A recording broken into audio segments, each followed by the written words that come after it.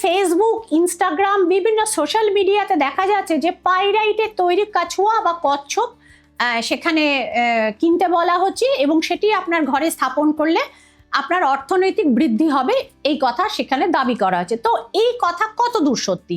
না, পাইরাইট হচ্ছে এমন একটি বস্তু, ক্রিস্টাল, সোজা কথা ক্রিস্টাল, যেটি শনিকে কিন্তু ব্যালেন্স করে এবং আপনার লাইফে কিন্তু অর্থ আকর্ষণ করে। এবার হলো পাইরাইটের কাছুয়া, এটা কিভাবে কাজ করে না, ভগবান বিষ্ণু যখন পূর্ব অবতার ধারণ করেছিলেন তখন পৃথিবীকে তিনি ডুবে যাওয়া থেকে কিন্তু তিনি উদ্ধার করেছিলেন।